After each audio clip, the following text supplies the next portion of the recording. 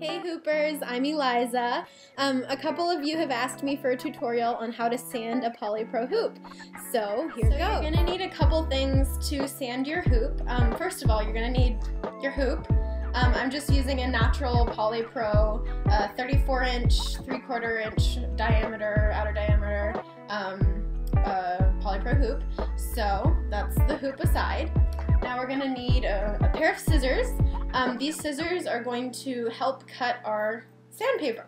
Our sandpaper is 3M brand. I'm just using whatever we had in the house, but it's 60 in the coarse, and you want to use like a not too fine grain on the sandpaper, I guess, because it won't get the right kind of friction.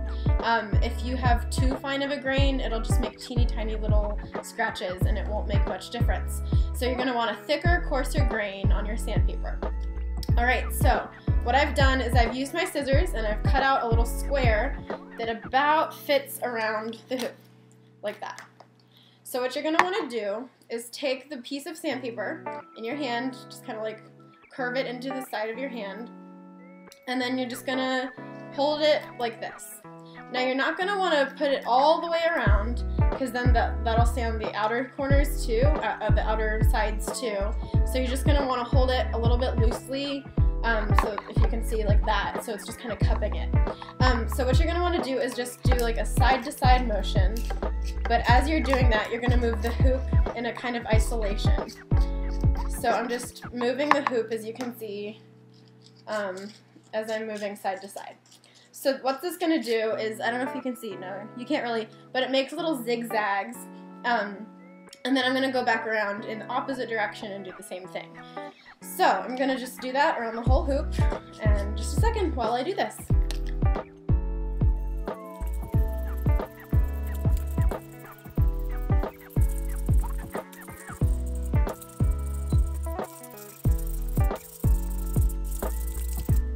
So now we've got it in one direction. Now we have to go back and do the whole thing over again. So what you're going to want to do is, if you're pulling it towards you as you're isolating the hoop as you're sanding it, you're going to want to push it the opposite direction so that you get the zigzags overlapping. So it'll be a little bit like this.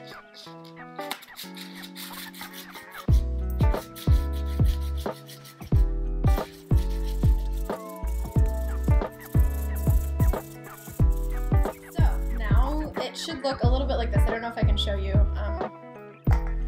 It's kind of hard to see, but it should have tiny little scratches all across the inside of the hoop. It's kind of hard to see on this, but it's gonna look a little bit like it just got scraped up by something, like dropping it or something, but just along the inside rim. So that is how you sand your hoop. I hope that this works out for all of you. As I said before, this is how I kind of get away without using tape, but I really love it, and I think it works really, really well, and I hope you guys enjoy it. So let me know how it goes.